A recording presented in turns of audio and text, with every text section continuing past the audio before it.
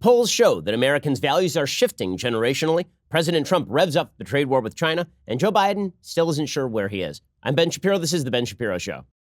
We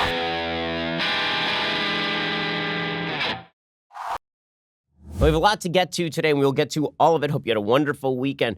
But first, have you noticed that the economy seems to be sort of up and down? Have you noticed that the stock market is up and down? People seem to be uncertain about the future. Well, now might be a pretty good time for you to diversify, considering that Germany is about to enter recession, if it has not already done so. China is slowing down. That's going to have ramifications for the rest of the global economy, even if the fundamentals in the United States are solid. This is one of the reasons why you should be pursuing gold as part of your portfolio. Precious metals should be a part of your portfolio. I mean, the whole portfolio, but at least part. Diversification means insulating yourself against the vicissitudes of the market. It means that the government can't just inflate you out of your savings. It's a hedge against inflation, a hedge against uncertainty. The company I trust with precious metal purchases is Birch Gold Group. Look back historically. When the bottom falls out of everything else, gold does tend to safeguard savings, which is why the prices have been rising with the uncertainty. Birch Gold Group has thousands of satisfied customers, countless five-star reviews, and A+ rating with the Better Business Bureau. Contact Birch Gold Group right now. Get a free information kit on physical precious metals. See if diversifying into gold and silver makes sense for you. This comprehensive 16-page kit reveals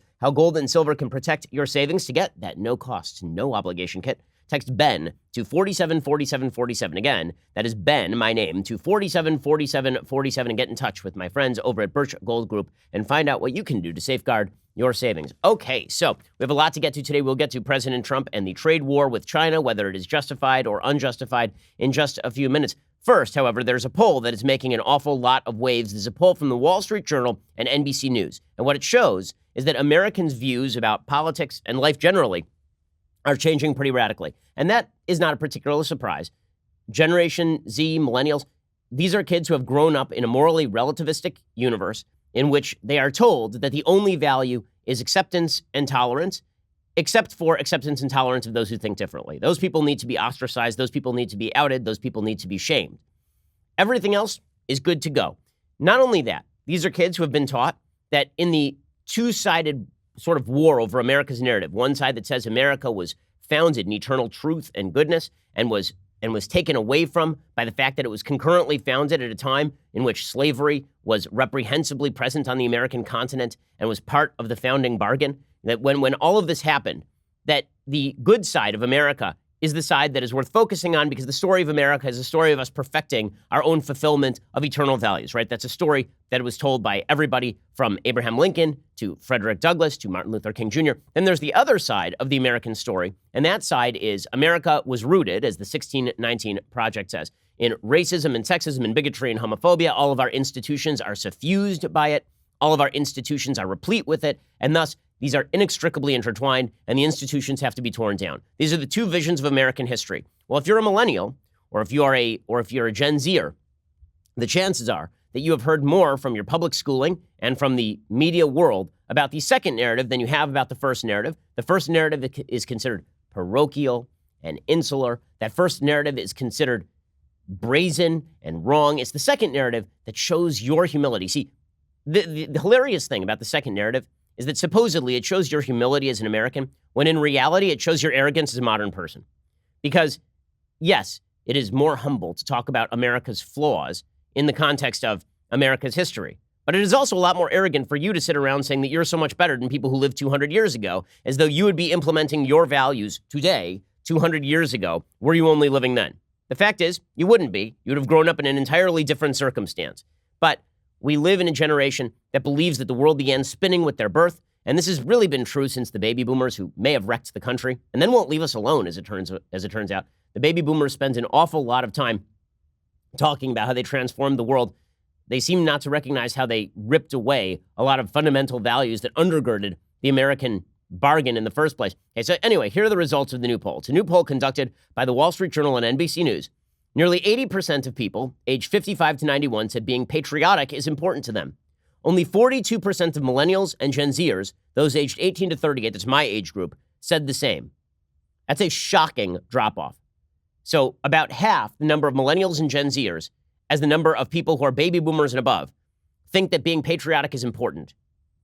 That's not even talking about nationalism, right? There's this rich debate on the right about the differences between patriotism and nationalism. Is America a country founded on a creed, or is America a country founded on a culture and ties of blood and ties of history? And what exactly makes America America? That's a rich and interesting debate. On the one side, you have people like David French. On the other side, you have people like Rich Lowry over at National Review. You have Yoram Hazony on the nationalistic side, and you have Jonah Goldberg on the patriotic side.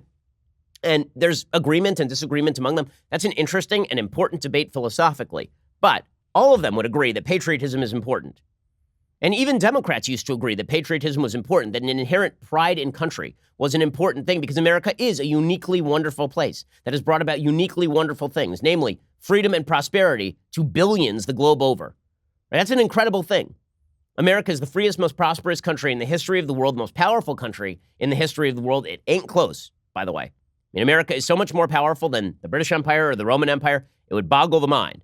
And that's not just because of technological advances, that's because of the power of the American economy, which is embedded in all of the other economies globally. As America rises, the rest of the world rises. As America sinks, the rest of the world sinks. Being patriotic is an important part of being American because there is a lot of us to be proud of. But the millennials and Gen Zers have been taught that they can actually feel better about themselves by disdaining patriotism. See, they're not American citizens, they're world citizens, they're global citizens. There's only one problem with that. There's really no such thing as a global value. There really is not.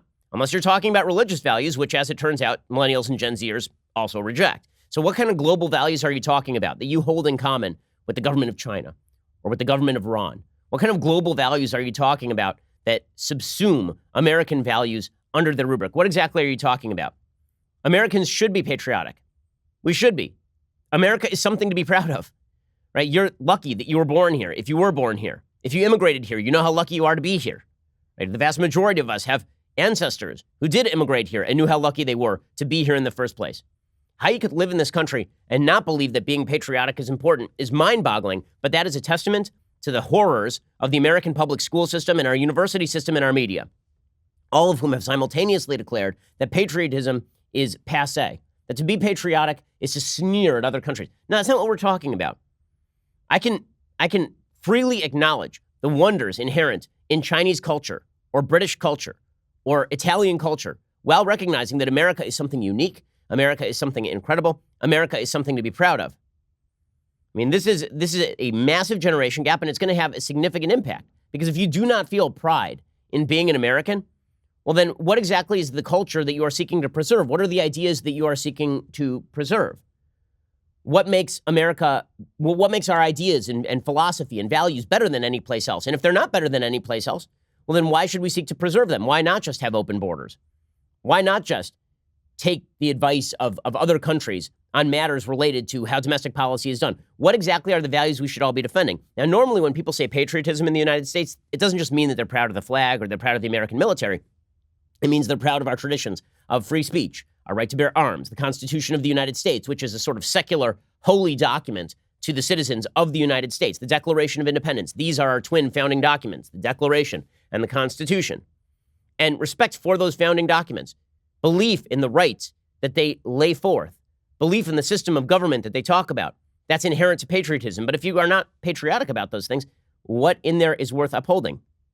Maybe you want to substitute a European version of rights. Maybe you want to substitute a European version of hate speech. Maybe you want to imitate other countries in how they deal with their problems. And this is what we are seeing more and more in the United States, is this belief that America is anachronistic, not in a good way, because we are exceptional, in a bad way. And this is why you see so many folks on the political left talking about America's the only country on earth, developed country that doesn't have a universal healthcare system. First of all, we have something that sort of approaches a universal healthcare system. It's why we have Medicaid. It's why we have Medicare. It's why we also have laws on the books that require emergency room treatment for people who show up at a hospital. We do have something that resembles it. It may be too expensive. It may be a bad mix of private and public. But obviously, the reason that people talk about this on the left, America as anachronism, is because they believe that America should be more like other countries, whereas true patriots believe that more countries should be more like America, that the world would be a better place if countries were more like America.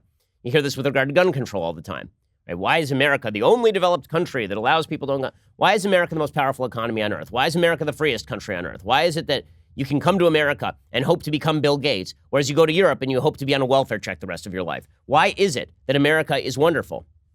Looking at America and seeing only the downsides is so myopic, it's bound to make you insane. Okay, but it's not just, as it turns out, patriotism that is on the downswing. 30% of millennials and Generation Z said religion is important, compared to over 75% of baby boomers. Just over 30% of millennials and Generation Z said it was important to even have children. Okay, these were the values that bound us together, right? Pride in America, in where you lived, in the values that made America great. Okay, and belief in religion, belief that religion was important. That doesn't mean we all have to agree on a particular religious precept. We disagree here at the Daily Wire offices all the time. I'd say the leadership team here at the Daily Wire offices has significant religious disagreements. My business partner is a lay pastor. I'm an Orthodox Jew. Okay, we've talked about Jesus before. It doesn't mean that. What it means is that understanding the religious basis of a moral life in the United States is actually quite important. Because as John Adams said, the Constitution was made only for a moral and religious people.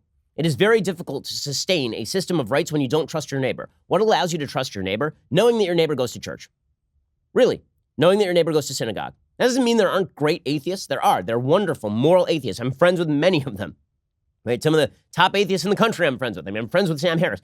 That's fine. That's not the argument that I'm making. The argument that I'm making is that a culture of trust requires you to have common values.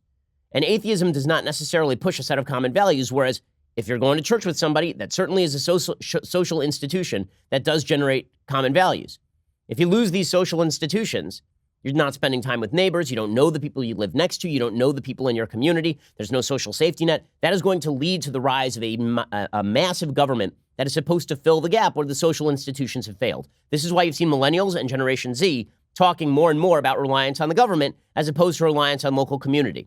And very often when you talk to younger people and you say, your community will help pick you up, they look at you cross-eyed. They say, what community? And they're not wrong. As religion has decreased in the United States, there's a greater call for the involvement of the collective. That collective used to be present in places like churches and synagogues. It is no longer present, particularly among young people who have disdained religion because they feel that it's too restrictive with regard to their lives. And then they've created their own new religion, and that religion is leftism. A religion that has sinners but no saints. A religion that has no forgiveness. A religion that is as brutal as any religion in history. Over the course of the 20th century, leftism sure killed a few 100 million people. But the fact is that 30% of millennials and Generation Z say religion is important to them. So we don't have religion in common anymore. We don't have patriotism in common anymore. So you'd say, okay, well, at least we have a belief in the future, right? At least we want to make the country better for our kids. Except that this poll shows only 30% of millennials and Generation Z say it's even important to have children. And this makes perfect sense. It does. As a corollary to I don't care about patriotism and I don't care about religion, the question becomes, why would you think it's important to have children? Why? Like what makes it important and valuable for you to progenerate and have another generation of kids? We'll talk about this in just 1 second. First, let's talk about your sleep quality. So polls like this may make you uneasy. They make it difficult for you to sleep at night. But good news, we have a solution. That is Helix Sleep mattresses. They're so good that I got one for my sister and her husband. Upon the occasion of their wedding, it really is a fantastic mattress. Helix Sleep has a quiz. It takes 2 minutes to complete. It matches your body type and sleep preferences to the perfect mattress for you. No matter how you sleep, on your side, on your back, hot sleeper, whatever it is, Helix can make what your body needs. Just go to helixsleep.com/Ben. Take their 2-minute sleep quiz. They will match you to a customized mattress that will give you the best sleep of your life. When I'm on the road, I really do not sleep well, specifically because I miss my Helix Sleep mattress. When I come home, I'm so relieved because I know that the mattress is going to be tailored to me, as it was. My wife and I took the 2-minute sleep quiz. The mattress arrived in the mail. You simply unpack it, it inflates in front of you. You pop it on the bed frame. You are good to go. Right now, Helix is offering up to $125 off all mattress orders for our listeners. And guess what? You can try it out for 100 nights risk-free. They'll even pick it up for you if you don't love it. But you will. You've got a 10-year warranty as well. So, you really have nothing to lose. Get up to $125 off at helixsleep.com/Ben. That's helixsleep.com/Ben for up to $125 off your mattress order. helixsleep.com/Ben. So as I say, the final poll difference here is that 30% of millennials and Generation Z say it's important to have kids. Well, why would they say it's important to have kids? Really, what makes it important to have children? So I know why I have children. I have children not because it is, quote unquote, enriching to me, although I think it has changed my life in massive, incredible ways. As I say repeatedly, I think that having children makes you a better person because the more responsibility you take on in life, the better a person you become. As I've said 1,000 times on this show, having children also broadens your vision of the world. As I've said, when you're single, Your spectrum of happiness to sadness goes from maybe like a 10 to a 0. And then when you get married, your spectrum of happiness goes from like a 20 to a -20 because your spouse's pain is also your pain and your spouse's happiness is also your happiness. And then you have kids and the upper limit goes away and the bottom limit goes away. And the worst moments of your life are things happening with your kids. And the best moments of your life are also things happening with your kids. All of that is a good self-interested case for having children. But let's be real about this. Having kids is tough. Accepting more responsibility is tough. Okay, they cost a lot of money. They're a pain in the butt. It takes 18 years to raise them, and then they may still be, they may be horrible. You have no control over them after they hit 18. Right? Having kids is a burden, which is why religion suggested that it was that you must, as a matter of morality, progenerate and have more kids. Right? It was a matter of morality. You were put on earth to have more kids and to raise them properly. This is one of your missions on the planet. This is also bound up in the patriotic mission of having good kids who are going to enact American morality and guarantee a future for the greatest country in the history of the world and the philosophy of that country. If you don't have any higher values, in other words, there really is not a lot of reason to have kids. In fact, what polls show is that a lot of couples who don't have kids are pretty happy. Why? Well, because, hell, I mean, I can understand why. I've had kids, I've not had kids. I understand. It would be fun to go out with my wife every night. It would be great not to have to spend hundreds of thousands of dollars on children. I get it. When you live, it used to be that people, and it still is, people in poorer countries have lots of kids. Why? Because those kids are units of labor. Right? It's not really a religious thing. It's you need somebody to work the farm and take care of you when you get old. In the United States, well, you got a fake Social Security program to take care of you when you get old. And kids don't take care of you anyway. They're lazy. They're up in their room playing video games that you bought for them until they can leave the house and then make fun of you.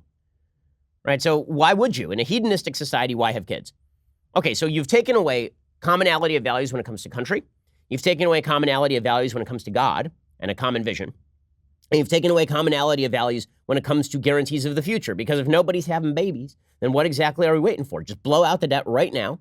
And you don't have to worry about the next generation. They're not going to exist anyway. Sure, the entire house of cards is going to cave in on itself. And hell, maybe the solution is that you bring in lots and lots of new immigrants. And you don't really worry whether they share your values, because after all, patriotism doesn't matter. And they come in, and then they are going to work hard. I mean, first of all, there is something deeply cynical about suggesting that immigrants are supposed to come in and pay the bills for you, right? I mean, that's really messed up on a moral level. Well, I want some new immigrant who's seeking a freer life to come pay my Social Security. That's absurdity on the highest level. But with all of that said, what we are watching right now is a dramatic decrease in all the values that used to unify the country. So patriotism declined massively. Belief in God declining massively. Having children declining massively. Self-fulfillment, actually, I love this. So the value of self-fulfillment, this is where young people are succeeding. Okay, so when it comes to self-fulfillment and belief in making yourself feel better, right there, the millennials and Gen Z really have it on the mark, right? There, nearly 80% of millennials and Gen Z say that it is very important to be self-fulfilled, whereas about 60% of older people say it's important to be self-fulfilled. So we are now living in the fully subjectivist, hedonistic, silly ideology of self-fulfillment rather than any vision of morality or objective decency or anything like that. What's amazing about this is this doesn't suggest, by the way, that boomers and the silent generation are actually intolerant. In fact, in terms of tolerance for others, the boomers and the millennials actually have basically the same value set. And the same thing is true when it comes to financial security. When it comes to hard work, it's very close. And so when it comes to I want to work hard, or I want financial security, or I want to be tolerant of other people, the generations are fairly close. The gaps emerge when it comes to higher values. When it comes to higher values, older people have it right and younger people have it wrong. It is indeed that simple. Not shockingly, the vast gaps are indeed partisan. Over 80% of Republicans say patriotism is important compared to just over 40% of Democrats. Part of this, by the way, has to do with who's the president. There have been polls that show that Democratic feelings about patriotism vary with the president. So when Obama was president, Democrats were super patriotic. But Republicans, by the way, didn't become unpatriotic. Like 70% of Republicans felt they were patriotic. Then Trump became president, and that jumped about 5 to 10 points for Republicans, and it dropped off like 40 for Democrats. If you're patriotic based on who the president is, you're doing patriotism wrong. Belief in God, about 70% of Republicans say it's important. Only 40% of Democrats do. Under 60% of Republicans say it's important to have kids, which is a shocking number. Under 40% of Democrats say it's important to have kids. Many more Republicans than Democrats believe in hard work. When it comes to tolerance for others, About 70% of Republicans say that that is a high value as opposed to nearly 100% of Democrats, because obviously these are the values of difference. And self-fulfillment, Democrats outrank Republicans there as well. So the emerging generation just does not have the same values. Well, what does this say about our politics? It says our politics are about to get a lot uglier. Because the fact is that Clausewitz, the famous military strategist, he used to suggest that war is simply politics by other means, meaning that you're attempting to get something done, you can't get it done politically, so you go to war. Well, the problem is when you don't share values with the people you live with, what ends up happening is that politics tends to be war by other means, meaning the only thing stopping war is the fact that we're jawing at each other. Right now, that may be better than war. I mean, as Winston Churchill famously said, jaw is better than war. That's true. It is true to talk than it is to war on one another, but the line is getting very thin. And if you really believe that the values that distinguish you from your neighbor are worth going to war over, and that the thin veneer of civilization is all that keeps us from being at each other's throats, that's not much of a veneer. You need a revivification of American values. You need a belief in patriotism. You need to re-educate your kids about what being American means.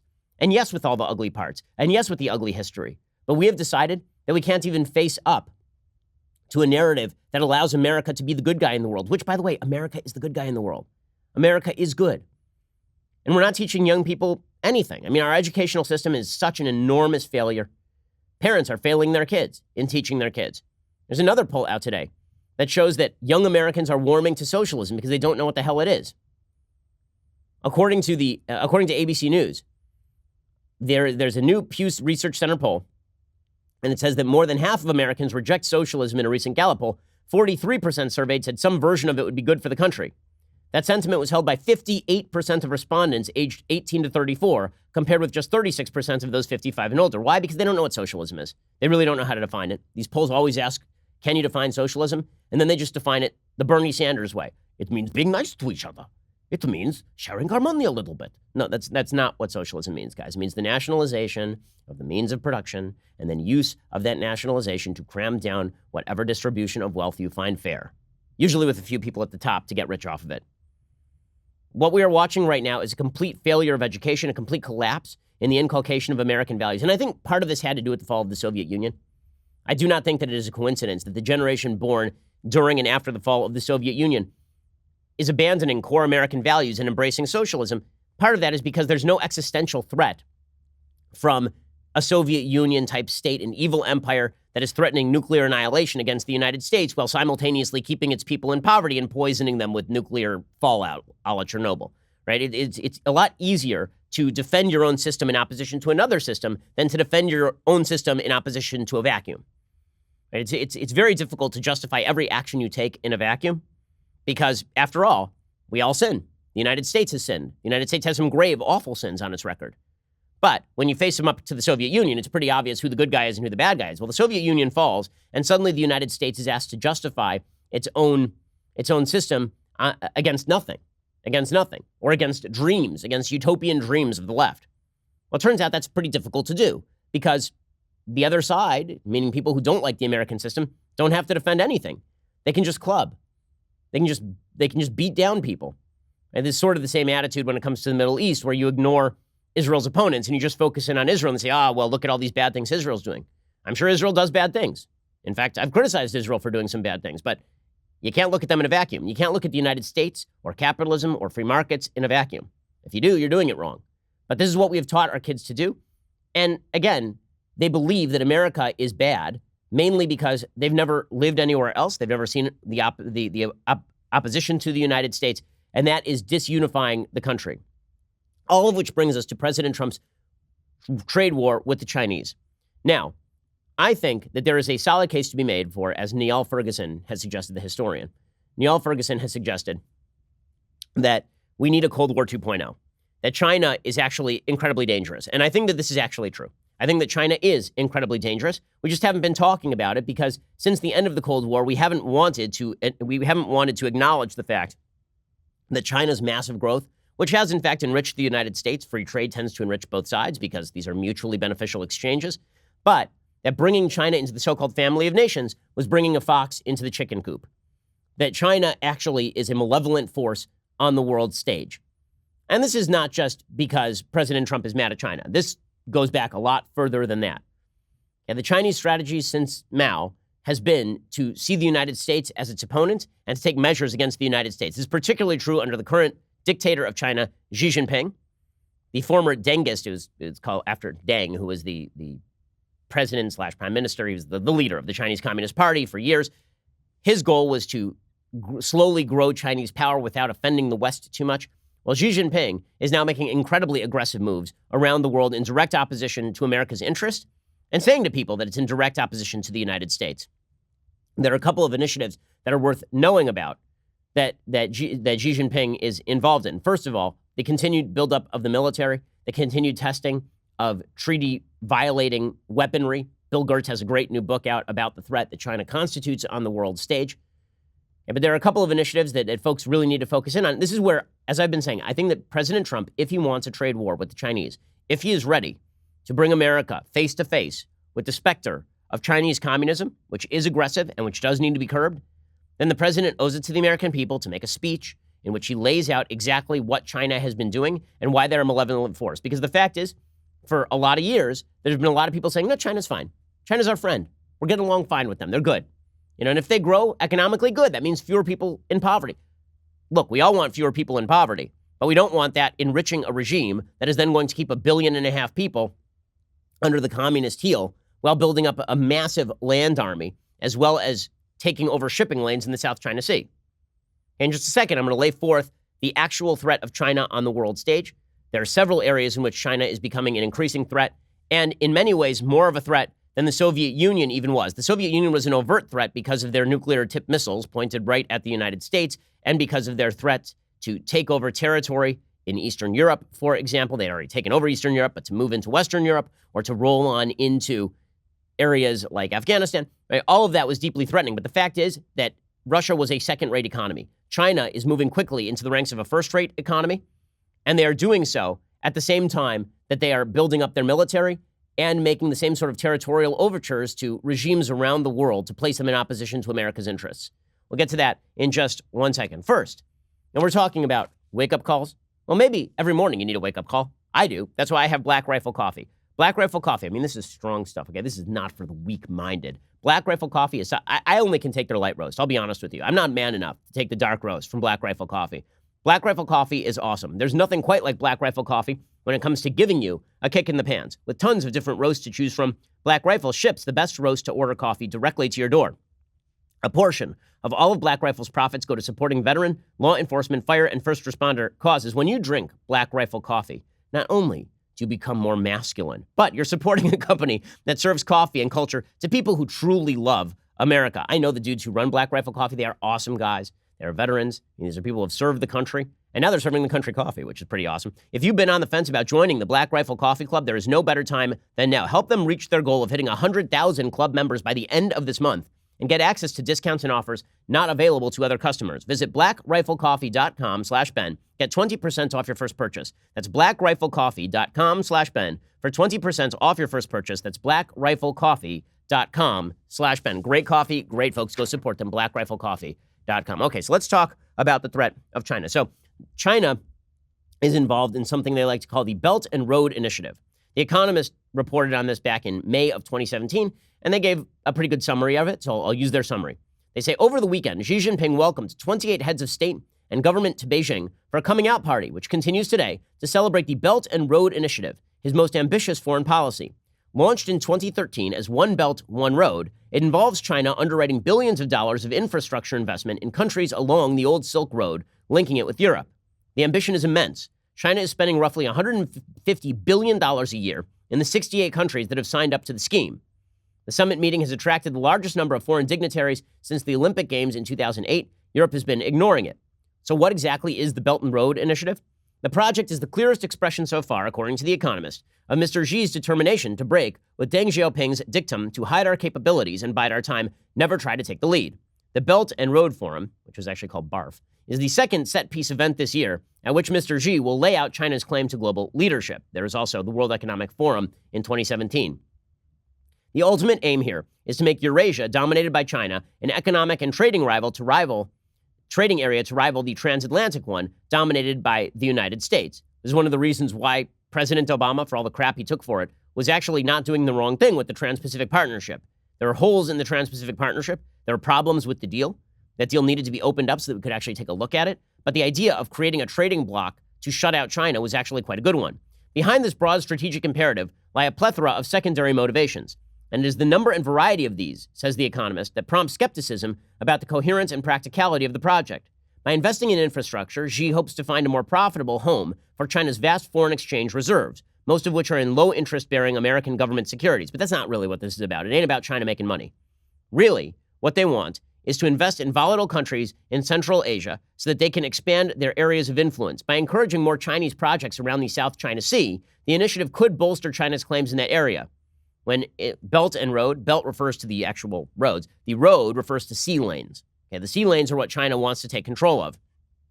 So this may not be a smart investment on a monetary level, but this is obviously a foreign policy initiative that the Chinese are trying to use on foreign countries. They're offering them all sorts of sweetheart deals in order so that they can help control their economy and control their foreign policy future and direct it against the United States. It's not merely that. China is also pursuing its own 5G strategy. So the United States has a decentralized approach to 5G. The United States has basically allowed private companies to take the lead. China is not doing that, right? China has been sponsoring Huawei, right? They are using literally billions of dollars to pump money into the development of 5G, and they're offering it more and more to developing countries at discounted prices. Why? Because they also can use Huawei to spy on the material in those countries. And many countries don't care. Many countries are simply taking Huawei's technology because it's cheaper. And okay, well, if the Chinese have a backdoor to grab data, the Chinese have a backdoor to grab data. 5G, according to CNBC, is designed to bring faster speeds and lower lag times than previous wireless networks like 4G and 3G. While much has been said about how the networks will give consumers faster downloads of videos or games, 5G is perhaps more importantly a potential game changer for functions such as driverless cars or remote surgery that require quick, reliable internet connections. Mobile operators like Verizon and AT&T have started trying their own 5G. China is taking a centralized approach. They're pumping money into the technology as a government initiative. U.S. officials say that Chinese companies like Huawei should not be allowed to build out the critical infrastructure, such as radio networking equipment and software, that would enable 5G. They warn that Huawei equipment could create a backdoor for the Chinese government to spy on American networks. Intelligence experts have been skeptical about Huawei's assurances that they aren't a security risk, and you've seen the Trump administration crack down on Huawei specifically because of all of this. China has the ability and the desire to weaponize technologies like 5G. Not only that, once they have their own 5G network, and all of America's ISPs are expected to operate off of Huawei's 5G network, well, then it's going to be very easy to control information that is going into and out of countries. Like Google is, as Peter Thiel has pointed out, Google is already cutting deals with the Chinese to restrict the flow of information into China if they hope to operate in country. Well, what happens when China expands its 5G across Africa, into Latin America, across Asia, and suddenly information cannot penetrate there? When it comes to information warfare, 5G is actually extraordinarily important. So if President Trump wants to talk about infrastructure building, then what we actually should be talking about, if we want a moon project, we should be developing an American 5G network that is cheaper, faster, and more reliable than the Chinese network. And then we should make that technology available to American private companies. Okay? China is, in fact, dangerous. They're stealing, by some estimates, up to $500 or $600 billion of American intellectual property every single year. So yes, China is a threat. Okay, all that lies as the background to what President Trump is doing with China. And they are an ideological threat. You have to understand that China is a communist country. China is a country that wishes to see a centralized government dominate every aspect of life. China has rolled out in country a system of social ranking that allows people to be barred from certain professions. It allows people to be treated in a certain way because the government gathers information about you and then ranks you as a citizen.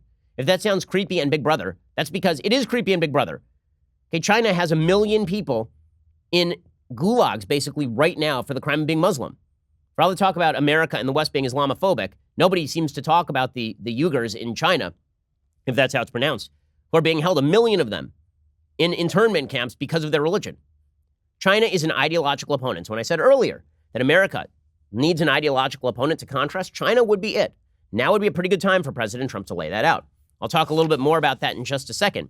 But first, there are a lot of types of car on the roads, and that means it's very difficult to find all of the car parts that you actually need for your car when you just go to a local auto parts store. Instead, what you need is a thing called the interwebs. And on the interwebs, there's a thing called rockauto.com. Rockauto.com is awesome. Why? Well, first of all, they'll make it easier for you to find the exact part that you need. Second, they'll bring it to you at a price that is going to be the best on the market. RockAuto.com is a family business serving auto parts customers online for 20 years. Go to RockAuto.com to shop for auto and body parts from hundreds of manufacturers. They've got everything from engine control modules and brake parts to tail lamps, motor oil, even new carpet. Whether it's for your classic or daily driver, get everything you need in a few easy clicks delivered directly to your door. The RockAuto.com catalog is super easy to navigate. Quickly see all the parts available for your vehicle and filter by brands, specifications, and prices. Best of all, prices at RockAuto.com are always reliably low and the same for professionals and do-it-yourselfers. They've got amazing selection, reliably low prices, all the parts your car will ever need. So why in the world would you go to a physical location for auto parts when you can go to RockAuto.com?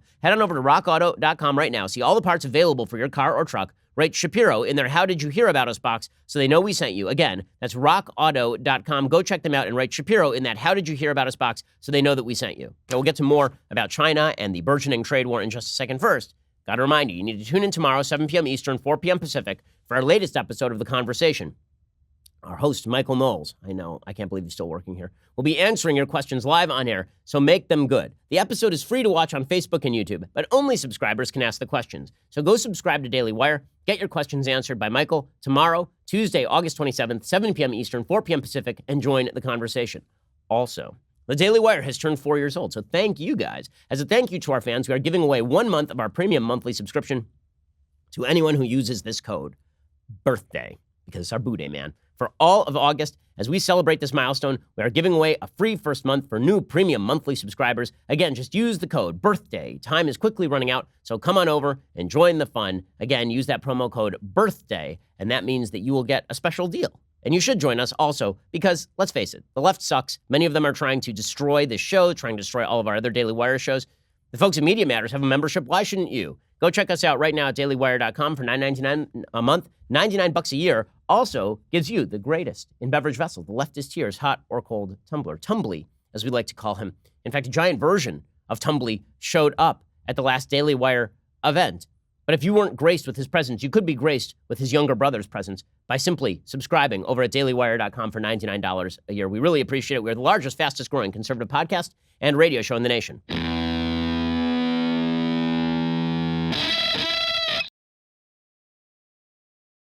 So as I say, China is in fact a real geopolitical rival to the United States. They're trying to run roughshod over Hong Kong, and they're trying to run roughshod over Taiwan. They've already run roughshod over Tibet. They're trying currently to run roughshod over India. Okay, they are a dangerous, powerful force in the world. They have a long-term vision. They don't care if their own citizens have to suffer. Okay, this all would be a pretty good predicate for the United States taking some pretty harsh action against the Chinese. Now, President Trump has taken this dual tactic. One tactic is to suggest to the American people that tariffs on China benefit the American economy. False. And the other has been to suggest that China is a real threat to the globe on a security level. True. Now, really, what he should be doing is if he's going to call for Americans to make a sacrifice, he should be making a speech laying out all the stuff I just explained to you, laying out China's philosophy, laying out the government's philosophy, what they're trying to do, why Xi just decided that he would make himself dictator for life, what his actual vision for the world is, and that vision includes a centralized Chinese-dominated government sphere that ranges all the way from China and across Asia, even down to Africa and Latin America, where they're trying to push into the 5G network area. They're trying to use their Belton Road initiative all across the world. Okay, all of this is incredibly dangerous. And Trump could lay this out. He could lay this out, and frankly, he should lay this out because the American people have been lied to by policymakers on both sides. The Bush administration treated the Chinese with kid gloves. The Clinton administration certainly treated the Chinese with kid gloves. They went so far as to basically allow the transfer of technology to China that violated national security precepts. Okay, the Obama administration was incredibly soft on China, except for maybe the TPP. Well, Trump has not been soft on China, but he's not been clear about why he's not being soft on China. Instead, he has suggested that China is screwing us on trade, which in some ways they are. I mean, they've cheated on trade, but that free trade is really the problem and that there's not going to be any blowback economically if we are to cut off the Chinese at the knees. That obviously is untrue. Here's President Trump talking about China hurting us for 30 years. On a security level, this is true. It's true also with regard to intellectual property theft. It may be true with regard to subsidies, although when another country subsidizes a particular business, sometimes that's actually good for the United States' economy. Nonetheless, the real case against China is a security case. It is not an economic case. Here's Trump making the economic case, however. We're having a little spat with China, and we'll win it. China's been hurting our country for 30 years with the money they've been taking out. Other presidents should have done something about it, and they should have done it a long time ago. I'm doing it, and I have no choice, because we're not going to lose close to $1 trillion a year to China. And China understands that. We have helped rebuild China like nobody else, and they've done a great job. And I don't blame China. I blame our presidents, our representatives, past administrations for allowing that to happen. It's a disgrace. Okay, what Trump says there is 100% true. Okay, the fact is that the United States treated China with kid gloves because they were trying to separate off China from the Soviet Union. This is why Nixon opened China back in the 1970s. And since then, the Russians have gone down. The USSR has gone down the tubes. But the Chinese government has become a world threat, a serious international power. Trump said yesterday, I could declare a national emergency if I really wanted to get American businesses to stop doing business with China. I could just declare a national emergency. I mean, he could. That would not be the best way to do it. But the fact is he needs to lay out for the American public why China is a threat, not just because they're, quote unquote, screwing us on trade, but because they are an international threat to the international system, representing what socialism actually looks like when a top-down government controls every aspect of life. Here's Trump. Declare a national emergency on China? Well, I have the right to, if I want. I could declare a national emergency. I think when they steal and take out and intellectual property theft, anywhere from $300 billion to $500 billion a year, and when we have a total loss of almost $1 trillion a year, for many years this has been going on. In many ways, it's an emergency. I have no plan right now. Actually, we're getting along very well with China right now. We're talking. I think they want to make a deal much more than I do. Okay, again, this is where you get the mixed signals. So on the one hand, it's China stealing intellectual property from us. China is an enemy of the United States. On the other hand, it's, I want to cut a deal with them. Maybe we'll cut a deal with them. Maybe it'll be all better. We need some sort of cohesive. If Trump wants leverage against the Chinese, he has to motivate the American people to be behind him in his adversarial action against the Chinese, because the media obviously are going to play this game where they suggest that Trump should just cut a deal with the Chinese and that it's Trump's fault the economy is sinking. Okay, that's what's going on right now, because there is a third player in U.S. versus China, and that is public perception, American public perception. Xi does not have to worry about that. Xi can simply kill anybody he doesn't like, right? I mean, he's a communist dictator. He can at least imprison them or ruin their lives. Yeah, but Trump has to worry about public opinion. So if you want to negotiate with the Chinese and you want to present a strong face to the Chinese, you have to make the American people aware of what it is the Chinese are doing. And it can't simply be offhanded remarks about intellectual property theft. That's too much for people, or too little, rather. You actually have to lay out what China's ambitions are on the world stage. Okay, President Trump, again, has been sending these mixed signals. And I think that Trump is the only president in my lifetime who's actually been taking the proper adversarial view of China, but he's not laid forth exactly why he is doing that. And that's what I'm calling on him to do. I think President Trump can make a very strong stand here against the Chinese government and explain to the American people why he is doing what he is doing. He started to do this last Friday. Right? Last Friday, he tweeted out a bunch of stuff about China. He started off by ripping into the Fed, suggesting that this is all the Fed's fault. He said the Fed did nothing. He said that he will work brilliantly with the Fed in order to make the United States economy better, et cetera, et cetera, et cetera. But then he got to his real target of ire, and that's China. He says, our country has lost stupidly trillions of dollars with China over many years. They've stolen our intellectual property at the rate of hundreds of billions of dollars a year. They want to continue. I won't let that happen. We don't need China, and frankly, would be far better off without them. The vast amounts of money made and stolen by China from the United States year after year for decades will and must stop. Our great American companies are hereby ordered to immediately start looking for an alternative to China, including bringing your companies home and making your products in the USA. I will be responding to China's tariffs this afternoon because China levied some tariffs on the United States. He says this is a great opportunity for the United States. Also, I'm ordering all carriers, including FedEx, Amazon, UPS, and the Post Office, to search for and refuse all deliveries of fentanyl from China or anywhere else. Fentanyl kills 100,000 Americans per year. President Xi said this would stop. It didn't. Our economy, because of our gains in the last 2.5 years, is much larger than that of China. We will keep it that way.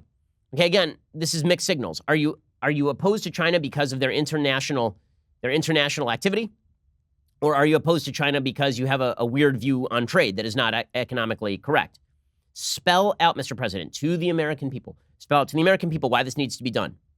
Why we need this war. Why we not an overt war. Nobody wants an overt war with China. Why we need to fight an economic war with China. And it can't just be they stole our intellectual property. We've got a World Trade Organization that we can sue them for that. It needs to be what their international ambitions are and why we have to stand tall against those international ambitions. And again, Trump keeps coming back to this idea that they've been cheating us on trade. Okay, cheating us on intellectual property, correct. Cheating us on trade, not so much. He says our country's been losing hundreds of billions of dollars a year to China with no end in sight. Here's the thing. If you could substitute Mexico for China, it's not a good argument. Okay, the reason that we should be opposed to what the Chinese government is doing is not merely because they've stolen our intellectual property, although that's a pretty good reason. We should be opposed to what the Chinese government is doing because socialism is evil. A centralized government, nationalized government is evil. It has proved itself so over the last century and a half. But Trump is focusing on the economics of this in a sort of Peter Navarro way, and that is not economically accurate. And he's setting up, from a political perspective, he's setting up expectations he won't be able to fulfill. If he makes this all about how breaking up with China is going to benefit the American economy, no such luck.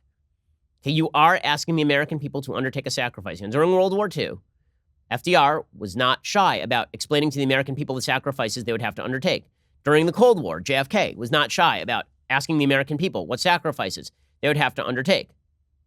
And Trump should not be shy about telling the American people the threat of China and explaining the threat of China, because China is, in fact, a threat. China's a threat, and pretending that China's not a threat is a mistake. And by the way, this would be a great opportunity to explain the differences between the American system and the Chinese system. Instead, here's the way this looks like this is going to go. It does not look as though the Trump administration is going to take a hardline position on China for the foreseeable future, simply because if Trump is unwilling to explain why Americans should sacrifice to fight Chinese influence around the globe, like Hong Kong, why isn't Trump on TV every night talking about Hong Kong? Wouldn't this be a perfect example of Chinese violation of treaties? I mean, they literally signed a treaty with the British in 97 when the British abdicated in Hong Kong, that they would not violate the human rights of the people of Hong Kong. They've proceeded to do exactly that. Okay, why wouldn't, I mean, Trump is doing a lot of the right things, but he's not talking about it, right? He's actually providing the weaponry Taiwan needs to defend itself against Chinese aggression, but then he won't talk about it. Why won't we just talk about this? Okay, if he's talking about North Korea as a world threat, he used to talk about China placing pressure on the North Koreans. Well, the fact is that if we're going to face down the Chinese, there will be sacrifices that are necessary. But I think the most likely scenario here is that the Chinese force Trump back to the table, not because Trump is likely to want to come back to the table, but because if he does not, then the economy is likely going to sink further as we approach the election. Xi knows this. And so Xi could easily tank the United States economy simply by selling the trillions of dollars in U.S. bonds the Chinese government owes on the open market. Doing so would completely undercut the demand for U.S. bonds, make it very difficult for us to sell our debt, send those interest rates back up. Okay, President Trump claimed on Monday that Chinese officials are now prepared to return to the negotiating table. This is the most likely scenario, signaling there may be a path to a potential détente in his tit-for-tat trade war with Beijing. Trump told reporters, China called last night our top trade people and said, let's get back to the table.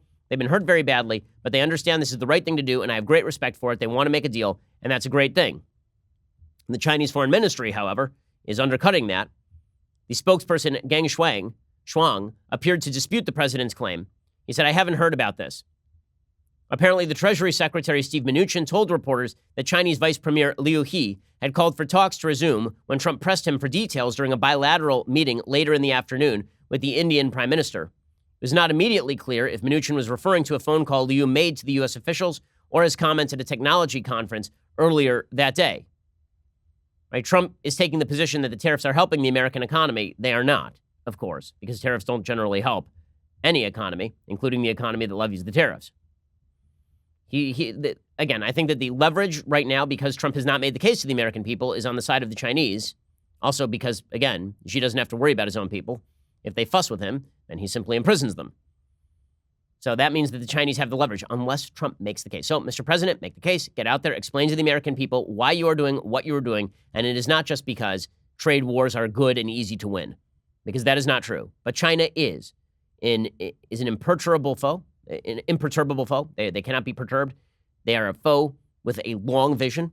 They're playing a long game. They're expanding their reach, not just in their immediate region, but in outside regions as well. They're forming alliances with America's enemies. They're forming alliances with the Iranians and with the Russians. Yeah, the president has a strong case against China. It's time for him to prosecute it. Okay, time for some things I like and then some things that I hate. So, things that I like today.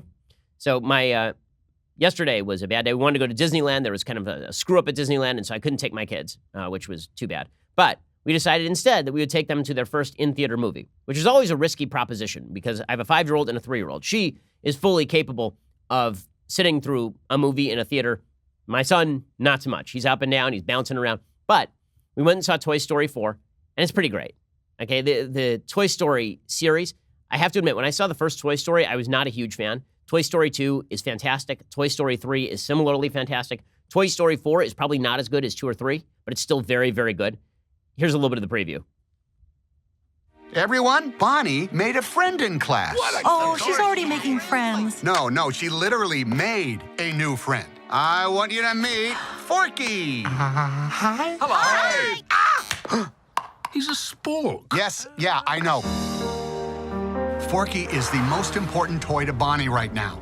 We all have to make sure nothing happens to him. So one of the things that Pixar has done so well over the years, of course, is they've really placed adult messages in children's films. This movie is basically about baby boomers retiring. That really is what the movie is about. And deciding to get out there and have fun with your life and not dwell on the past. That's really what this movie is about. What's hilarious, what's interesting about the Toy Story series is it starts off as a series about children and childhood, and then it moves through adolescence, and then it moves to adulthood, and now it's moving to retirement. It sort of dealt with death last time around in Toy Story 3.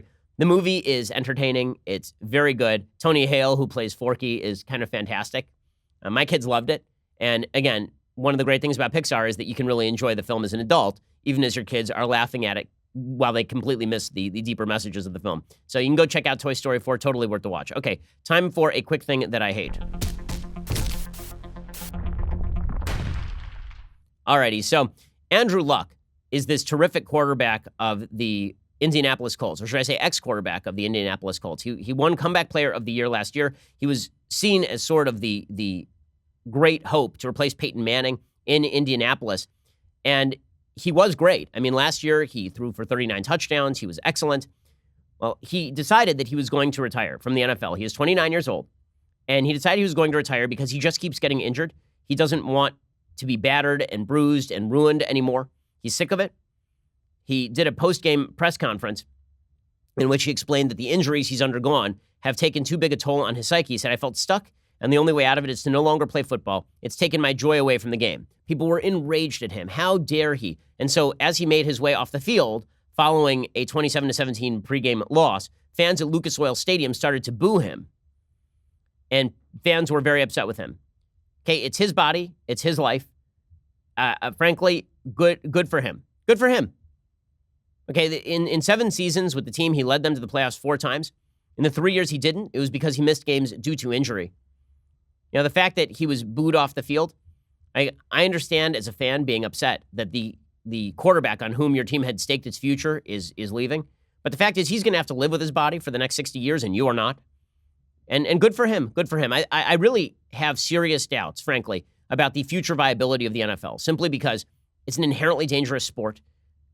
The NFL continues to market itself as a not dangerous sport. It is clearly a dangerous sport. There's something to be said for the idea that the NFL really should have taken a different tack on all of this, which is, yes, we're a dangerous sport. Get over it.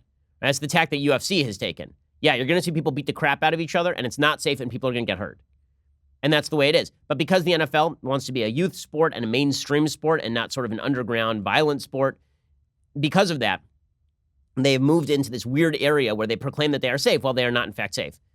Well, the retirement of Andrew Luck is going to be another blow to that sort of press for the NFL. But frankly, good for Andrew Luck. I hope he lives a happier, healthier life because he's made this decision. He doesn't owe anything to the fans. He is a man doing a job. And if he decides to no longer do the job, that is not his obligation. And if fans don't like it, well, frankly, they can stick it because they're not the ones who are going to have to live with concussions and broken ankles and inability to walk around without pain the next morning. I say that as a big sports fan. Alrighty, we'll be back here later today with a couple more additional hours of content. I'm Ben Shapiro. This is The Ben Shapiro Show.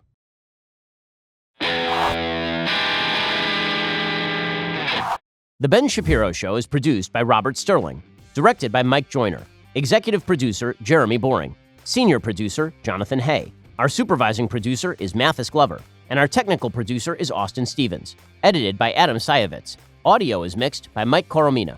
Hair and makeup is by Jesua Olvera. Production assistant Nick Sheehan. The Ben Shapiro Show is a Daily Wire production. Copyright Daily Wire 2019.